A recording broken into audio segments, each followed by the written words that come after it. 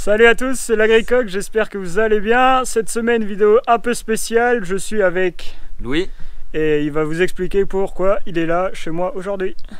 Eh ben, c'est relativement simple. J'espère que je vais que je vais réussir à expliquer ça simplement, mais du coup, je fais une thèse en sociologie pour l'INRA, l'Institut National de la Recherche Agronomique, INRAE, et agronomique et environnementale. Et ma thèse porte sur les usages des réseaux sociaux en agriculture. Pourquoi, comment est-ce que des gens font des vidéos pour filmer l'agriculture? Et donc c'est pour ça, il m'a interviewé pendant 1h30 et donc je vous mets l'interview juste après. C'est parti.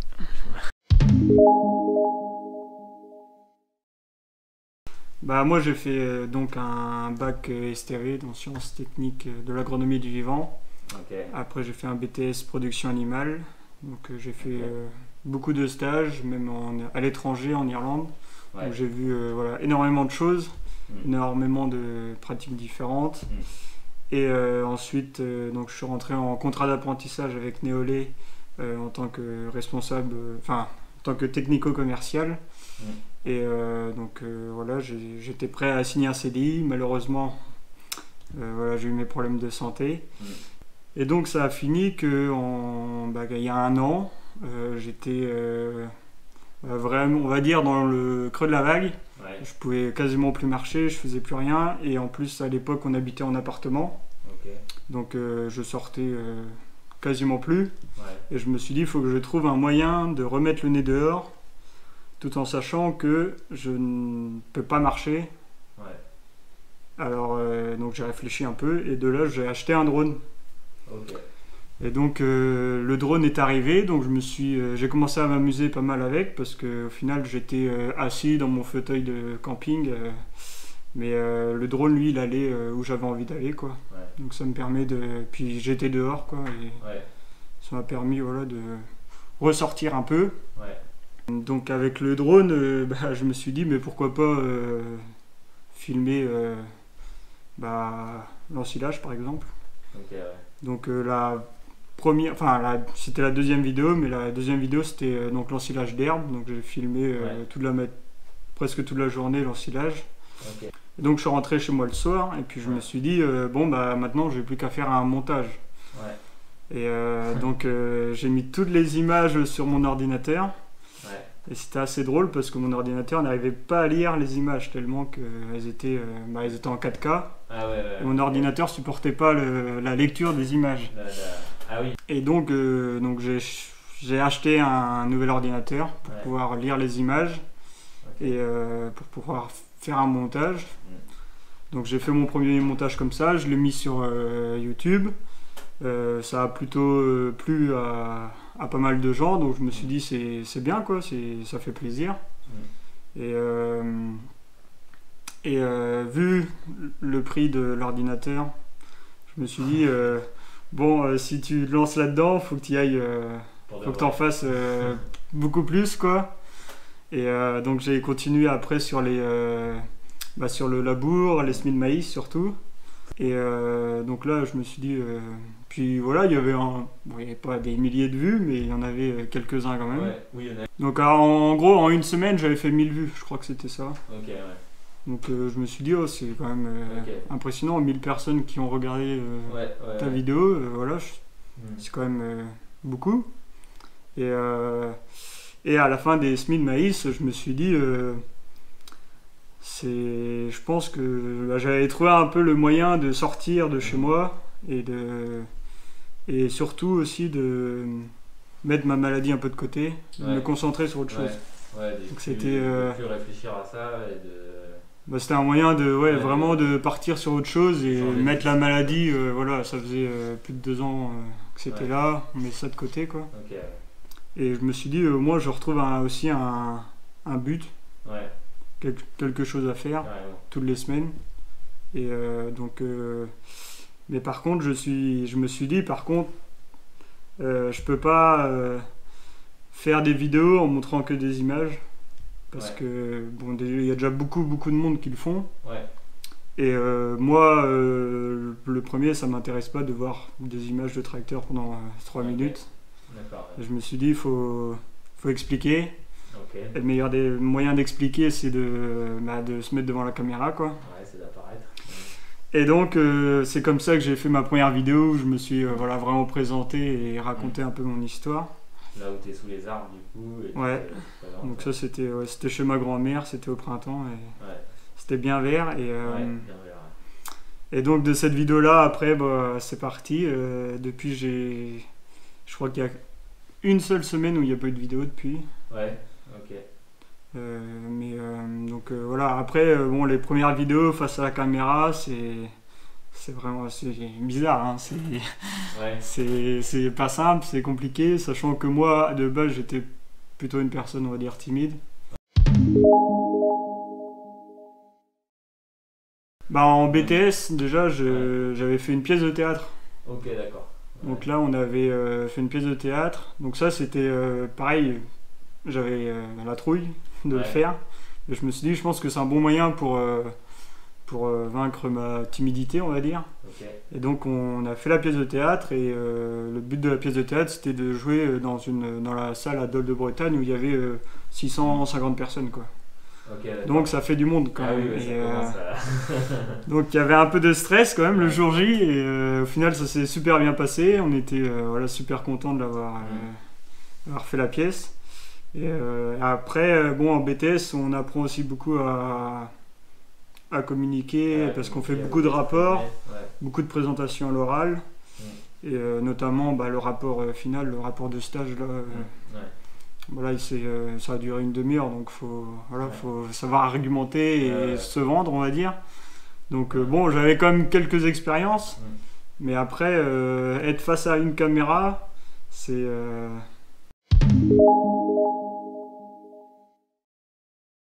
c'est différent. C'est pas pareil parce que 650 personnes, c'était en direct. En direct. Et donc là, t'as pas le droit de te louper, entre guillemets. Ouais. Que face à la caméra, en fait, en général, je suis seul avec ma caméra. Donc je filme mon truc. Et si ça va pas, j'arrête, je recommence. Et aussi, on a le droit à une troisième erreur parce qu'au montage, on peut mettre, entre guillemets, ce qui va le mieux, quoi. J'ai suivi aussi une chaîne en particulier, c'est Olivier Juprel. Donc lui, il fait vraiment des vidéos pour apprendre à parler devant la caméra, à faire les montages. Parce qu'en fait, c'est... Mine de rien, c'est ce que je dis maintenant, je dis c'est quand même un vrai métier, hein, de filmer, de faire les montages. C'est quand même une bonne occupation, quoi. Et on peut pas tout savoir de la première vidéo, quoi. C'est avec le temps qu'on se forme aussi petit à petit. C'est les vidéos où je dis le moins de choses possible, on va dire, et où il y a le plus de machinisme aussi sur la vidéo, quoi. Oui, ou pas forcément où tu dis le moins de choses, mais peut-être les vidéos où on voit des machines au travail. Ouais, c'est ça. C'est surtout sur la miniature, s'il y a un tracteur déjà, tu gagnes du monde. Je sais pas, c'est une très bonne question. Après, c'est vrai que tout ce qui est zootechnie, quand je me lance dans une vidéo comme ça, j'essaie de faire au plus simple. Tu as des schémas, des trucs comme ça. J'essaie de faire au plus simple, mais c'est compliqué à expliquer des fois simplement les choses. Mais après, les schémas, c'est un levier pour aider à mieux comprendre, je pense, mon discours, parce que des fois on part dans des sujets peut-être un peu trop techniques, et des fois un schéma ça résume tout et c'est plus simple à lire et à voir.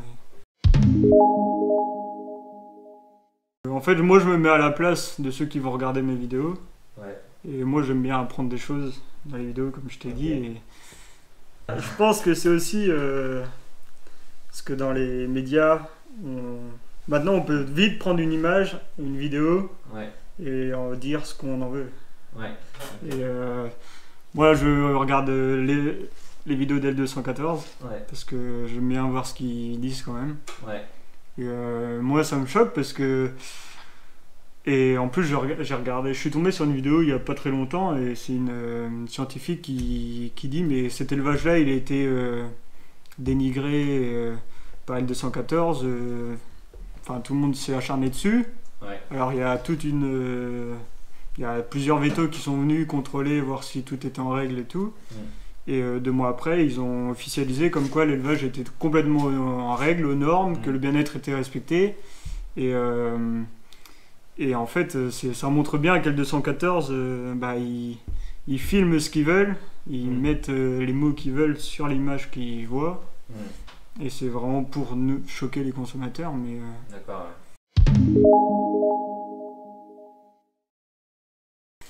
Ah bah forcément, oui, c'est plus facile à montrer les vaches. Ça fait, on va dire, plus naturel, on peut dire ça comme ça. Après, l'élevage de porc... C'est une question que je me pose. Non, mais c'est sûr que l'élevage de porc, tout ce qui est en bâtiment, forcément... Parce que quand tu me dis le temps, je me dis, le gars il est en laitière quand même, donc il doit pas avoir beaucoup. Non mais moi j'ai le temps de filmer parce que j'ai mes oncles qui travaillent en fait, mais... Les autres... Mais après, non, en porc, je pense que c'est largement faisable de faire des vidéos. Après, faut que l'éleveur, que ça vienne de lui déjà, faut qu'il ait envie de montrer son élevage, et aussi peut-être la raison de pourquoi ils ne le font pas, parce qu'ils ont peur d'avoir des personnes qui viennent sur les élevages, qui viennent voir, qui viennent... Et d'ailleurs, moi, c'était un peu mon frein au départ, quand je me suis lancé à faire des vidéos, parce que voilà, on sait qu'il y a du monde qui vient dans les élevages maintenant, fouiller un peu, et... Au départ, mais c'est toujours pareil, si on filme, c'est bien que les gens sachent où c'est un peu, avoir un repère, quoi. Parce que après on peut dire qu'en fait la ferme elle est aux Pays-Bas ou en Allemagne, que là au moins ça prouve qu'on est situé dans la Manche et à tel endroit. Et... Oui, même si on voit bien que Corentin Lebeau il est pas... Oui, c'est clair. L'agricoque, là c'est une... c'est parti... déjà à l'agri, parce que je parle de l'agriculture, c'est tout bête, mais... Après, en fait, j'ai voulu mettre un surnom. Donc, le surnom qu'on me donne le plus, c'est Coco. Coco, Et du coup, l'agri-coco, je trouvais que c'était pas top. Et on me donne aussi Coq. Alors, du coup, comme ça, c'est parti l'agri-coq. Et après, je me suis dit, le coq aussi, ça représente les fermes. Depuis des années, c'est... Le coq pour la France, c'était plus le coq pour les fermes ou pour... j'y ai même pas pensé au coq pour la France d'ailleurs. Mais c'était plus parce que le coq, ça englobe, on va dire, toutes les fermes. L'univers fermier. L'univers, Moi, je vise le plus large possible. C'est-à-dire, aujourd'hui, il y a... Toutes les personnes qui vivent en ville sont quand même déconnectées de l'agriculture. Et donc je vise, on va dire, plus ceux qui sont en ville, ceux qui n'ont pas la chance d'aller en campagne. Mais en fait, moi je me suis...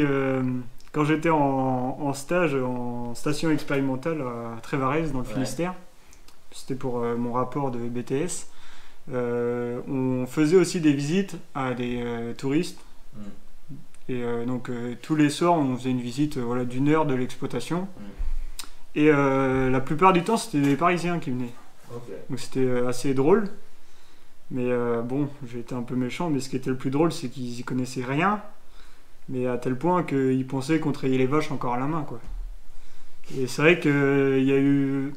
Enfin nous on était 2 à présenter la ferme, et c'est vrai que des fois on rigolait parce qu'on se disait c'est pas possible, quoi, qu'il soit aussi loin de la réalité. Et mais ça m'est resté en tête, et c'est aussi pour ça que je me dis qu'il faut que je parle de l'agriculture, et c'était une raison de plus pour que je continue je fasse des vidéos, quoi.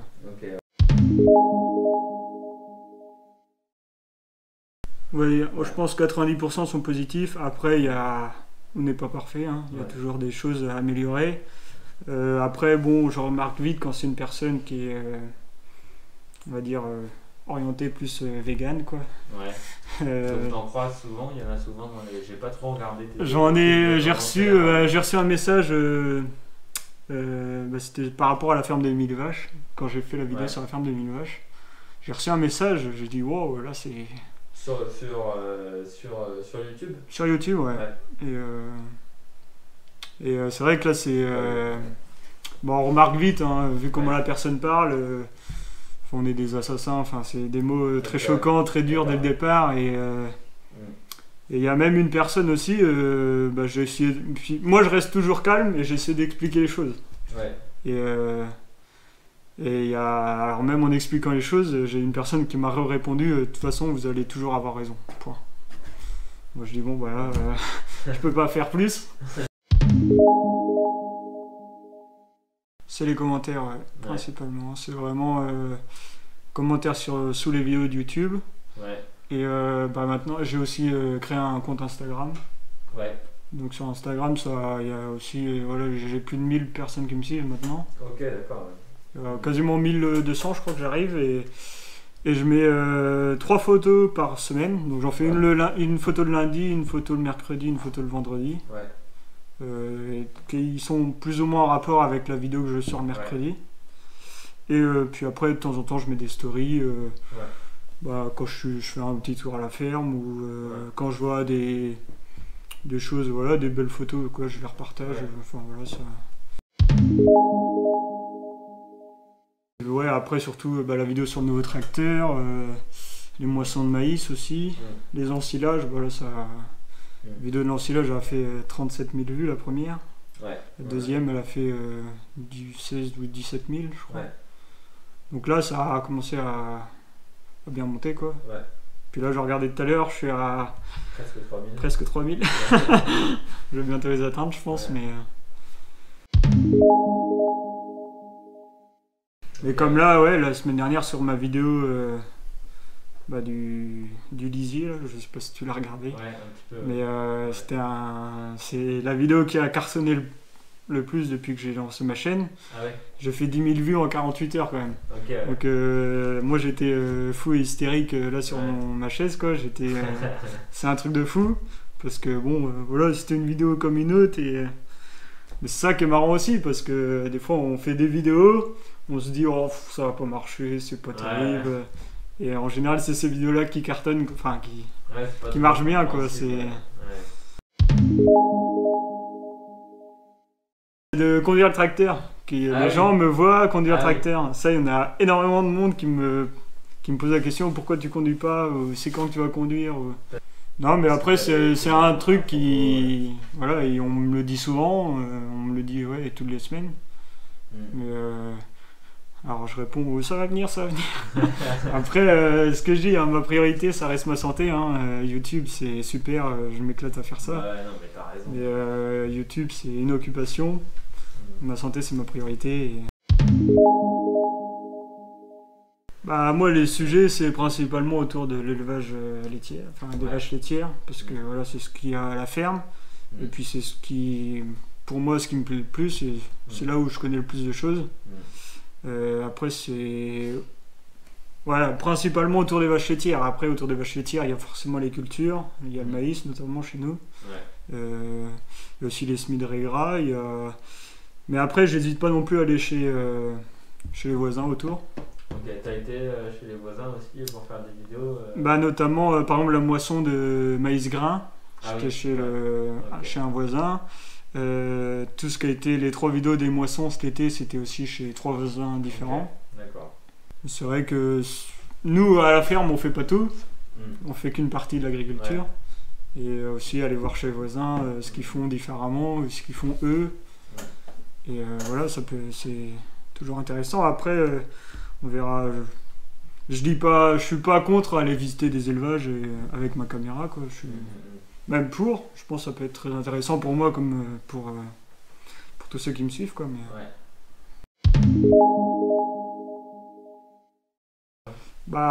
pour faire une vidéo, il y a bien 1 heure. Je suis bien parti 1 heure, quoi, à la ferme. Après, si c'est. Ah oui, tu vas pas filmer 1 heure. Non. Après, on va à la ferme. Après, voilà, je filme. Et des fois, il y a une vache qui crie plus fort que toi, donc tu es obligé de refaire le truc. Voilà, après, tu t'adaptes au contexte. Après, non, les vidéos d'ensilage, là, c'était. J'ai fait toute la journée. Après, ça dépend les sujets aussi. Mais après, les vidéos où je suis plus à expliquer vraiment les choses, je passe. bien 1 heure à préparer la vidéo dans ma chambre là-haut, Ok. à écrire les grandes idées, les grandes lignes. Après, je vais faire la vidéo. Et après, il y a le montage. Après, les montages où je parle, ça va relativement vite. Ok. Parce que voilà, tu as 4-5 morceaux à coller. Et puis voilà, c'est. Par contre, où tu commences à. Où ça prend le plus de temps, c'est quand tu commences à mettre des images de drone. Parce que là, t'as pas de son, donc faut trouver la musique. Faut que les images soient au même rythme que la musique. Enfin voilà, ça peut vite prendre plus de temps, quoi. Ouais. Ah bah oui, maintenant, je compte pas m'arrêter demain. Non. Bah au moins jusqu'à que c'est mon arrêt maladie, malheureusement je sais pas quand ça s'arrêtera. Ouais. Après, bon, suivant le travail que je pourrais reprendre, que je pourrais faire, on verra. Mais après oui, je compte pas m'arrêter maintenant. Ouais. Puis c'est vrai que si on compte l'ordinateur, le drone, sachant que j'en ai mis un dans le chêne juste à côté. Ouais. Donc il a fallu en racheter un. Ah oui. Donc ça monte vite. Hein. Mais bon. J'avais pu le récupérer, enfin il était cassé du coup.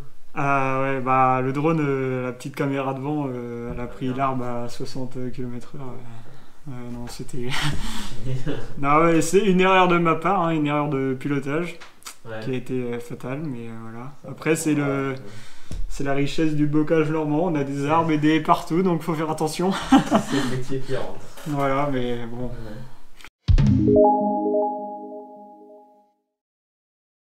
Mais ouais, je pense que voilà, c'est trop les industriels et les distributeurs qui ont fait ce qu'ils voulaient, qui montraient ce qu'ils voulaient aussi. Et puis aussi, à côté de ça, il y a aussi toutes les associations anti-élevage et voilà, qui eux sont montés en force aussi. Ouais. Et donc il fallait trouver, je pense, un moyen pour contrer ça absolument, parce que sinon on allait se faire détruire, quoi. Et donc les agriculteurs prennent la parole, je pense que c'est la meilleure solution. Ouais. Et il y en a de plus en plus qui le font. Et moi j'étais pas le premier, mais je vais pas être le dernier non plus. Et j'espère. Voilà pour cette vidéo, j'espère qu'elle vous a plu. Donc voilà, c'était très particulier mais très enrichissant pour moi de faire cette interview avec Louis. Donc merci à lui d'être venu jusqu'ici, et on en a profité aussi en fin de journée pour faire un tour de l'élevage, pour que voilà, je lui montre un peu où je tournais les vidéos. Donc voilà, c'était super intéressant. Comme d'habitude, lâchez un pouce bleu si vous avez aimé cette vidéo. N'hésitez pas à poser vos questions si vous en avez. J'y répondrai avec grand plaisir. Et puis moi, je vous dis à la semaine prochaine pour une nouvelle vidéo. Ciao!